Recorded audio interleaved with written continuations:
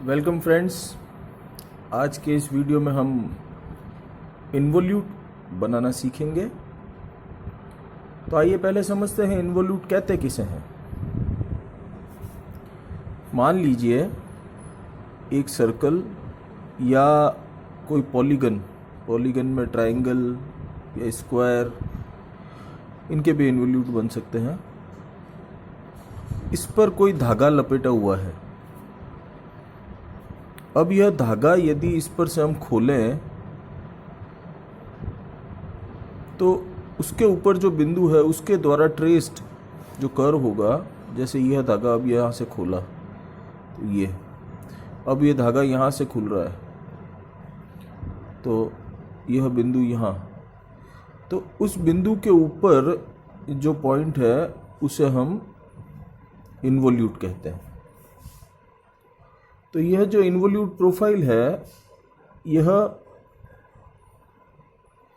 जो प्रोफाइल है, इसका उपयोग इंजीनियरिंग में किस प्रकार होता है।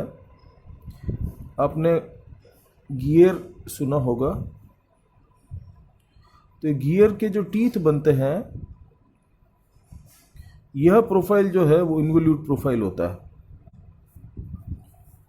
तो मुख्यतया हमें इसमें रेडियस ऑफ जनरेटिंग सर्कल दिया रहेगा और यह लेंथ हमारी 2πr के बराबर होगी, सर्कल के सरकमफ्रेंस के बराबर।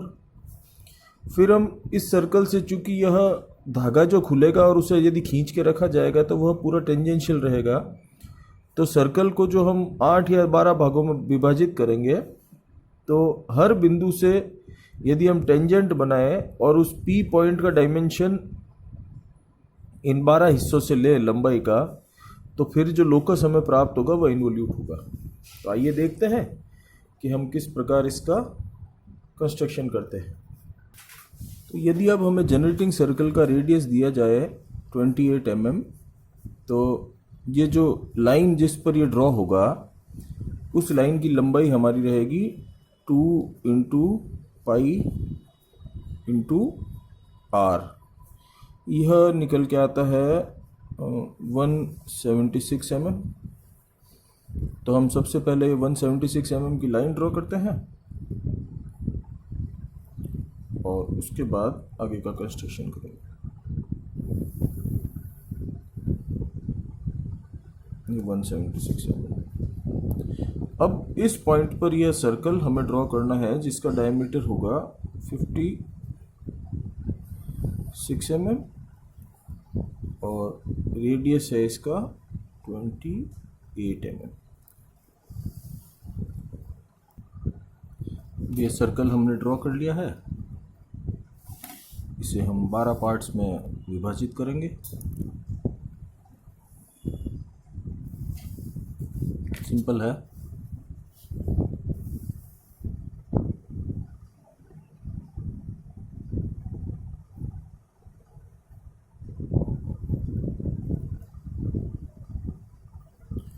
थर्टी डिग्री, 60 डिग्री और 30 डिग्री, 60 डिग्री।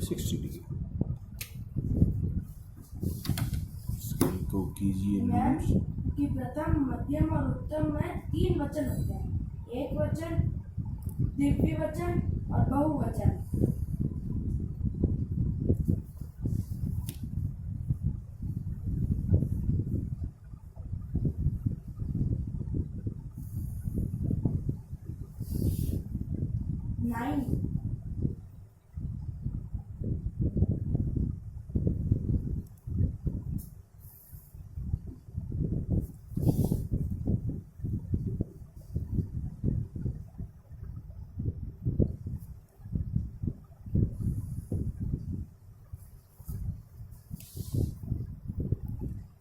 अब इसे सेंटर मार्क कर सकते हैं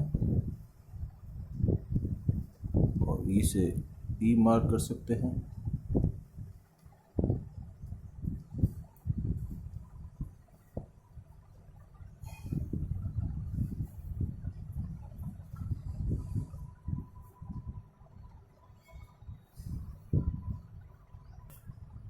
तो फ्रेंड्स, हमने इस सर्कल को 28 mm रेडियस लेके ड्रॉ कर लिया और इसे 12 पार्ट्स में डिवाइड कर दिया। मार्किंग 1 से लेकर 12 तक हम करेंगे और क्लॉकवाइज डायरेक्शन में चलते हुए करेंगे। अब अगला स्टेप, हम इस लाइन को भी डिवाइड करें 12 इक्वल पार्ट्स में।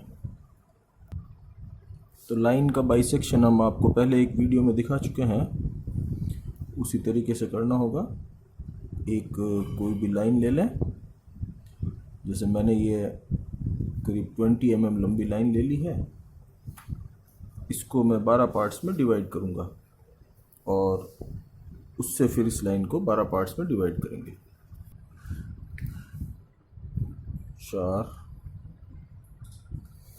5, 6, 7, 8,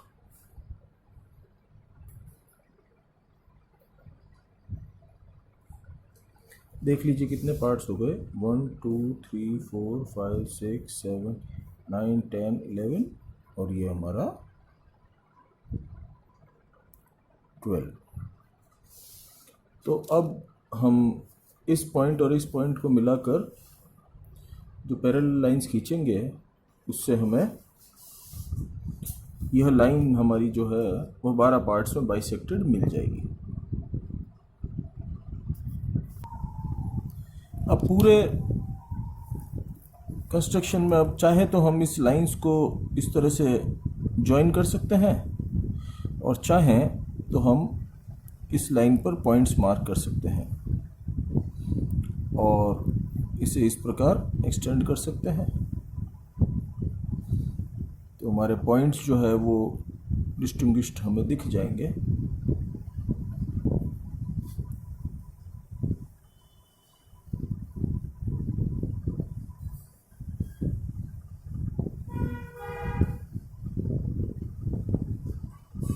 आप जितना एक्यूरेटली बनाएंगे उतना एक्यूरेट आपका कर्व दिखेगा।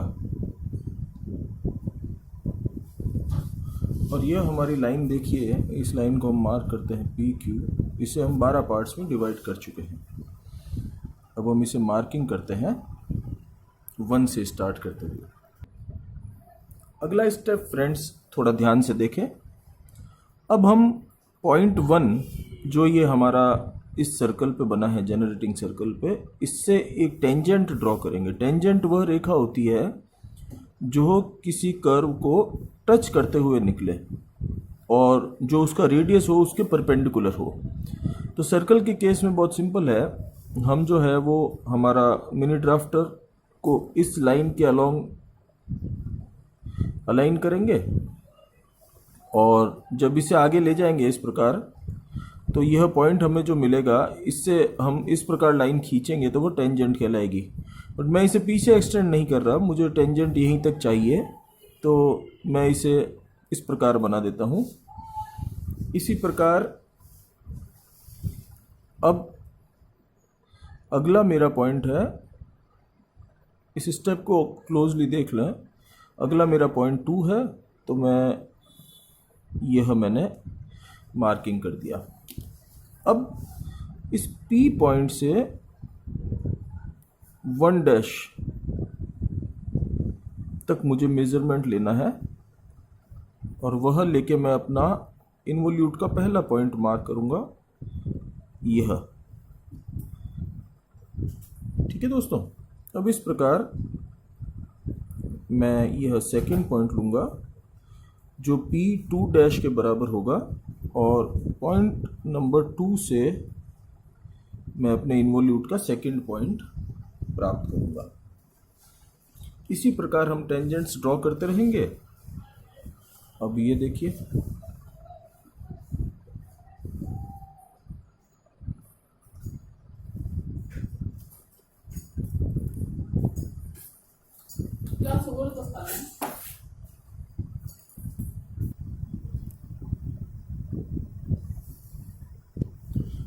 पाँच से 6 से 7 8 9 से टेंजेंट बना लिया है। अब हमें 11 बिंदु से टेंजेंट बनाना है। 12 ऑटोमेटिकली हमारे पास आ ही रखा है। 11 से टेंजेंट बना लिया है। और ये tan का टेंजेंट मुझे लगता है थोड़ा लंबा होगा, तो इस लाइन को पुनः एक्सटेंड कर लेते हैं। अब आपके पास में वही 3 से करने के लिए P3 डैश और 3 से मार्क लेंगे। 4 के लिए यह खोला कंपास और पॉइंट नंबर 4 पर रखकर 4 का मार्क लेंगे।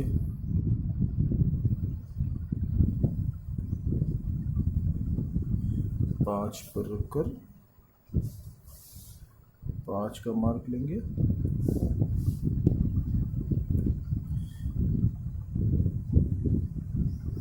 6 पर रखकर 6 का मार्क, पुनः P पर रखकर P7 डैश मेज़र किया और पॉइंट नंबर 7 से हमने P7 डैश के बराबर मार्किंग की।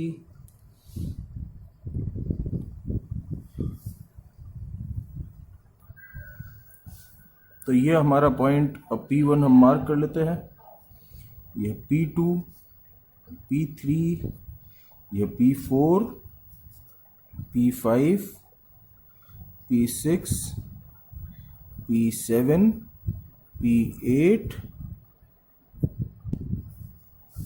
P9, यह हमारा पॉइंट है P10 और यह है P11 और यह पुनः जब हम यहाँ पर आएंगे तो यह कहलाएगा P12।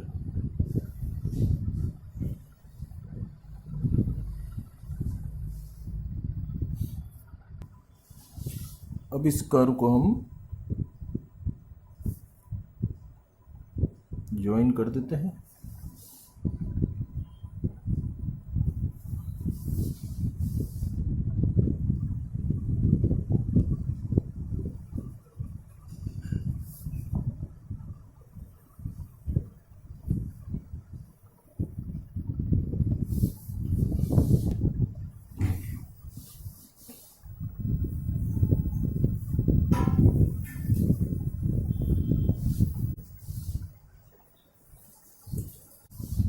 यह फ्रेंड्स हमारा इन्वोल्यूट बनकर तैयार हो गया है। यह गियर प्रोफाइल में काम आता है। अब यदि हमें कहा जाए कि इस इन्वोल्यूट का जो प्रोफाइल है इस पर नॉर्मल और टेंजेंट खींचें, तो जैसे हमें बिंदु मान लीजिए P4 जो हमारा हमें प्राप्त हुआ है उस पर कोई टेंजेंट खींचना है, तो उसके लिए सबसे पहले हम यह C और 4 पॉइंट को मिलाएंगे।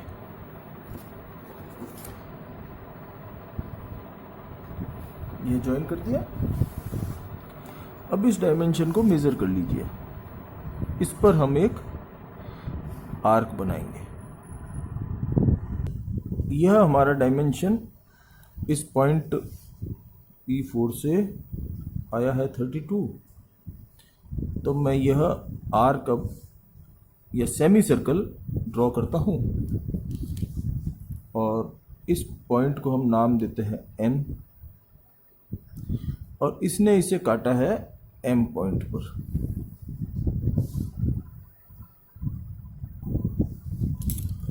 अब इस पॉइंट M पर जहां इस सर्कल को इस सेमी सर्कल ने काटा है उसे हम N से मिलाते हुए